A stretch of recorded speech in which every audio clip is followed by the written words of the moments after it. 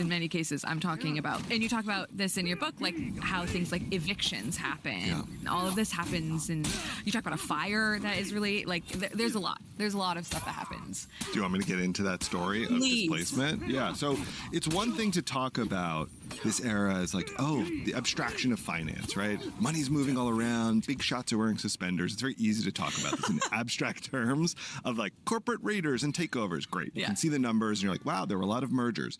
But that's not very visceral and it doesn't feel really real. Yeah, there are job losses and I document those too. But what I was shocked to find is by zooming into a place like New York, looking on the ground at the places that yuppies move to, it's a shocking story of eviction displacement through violence that occasions their arrival in these places. So this is actually the first story I found when I was researching my book. I didn't know where to look for yuppies, right? They're this media stereotype. Where do you find them?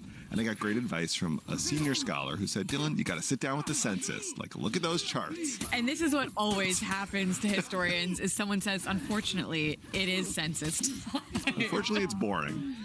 Lucky for me, I lived in the age of digital mapping tools that could plot that census data on space. So I look at the New York metro area and I think, well, where are yuppies moving? Like, where are finance workers moving? Where are people who earn X amount of money in Wall Street? And okay, the dot in Greenwich is getting bigger and bigger. Fine, that's not my story. But a dot appeared in Hoboken, New Jersey, which for people who don't know is a brief subway ride across the Hudson River from Manhattan. You can be in Wall Street in 10 minutes from there. But it's this working class community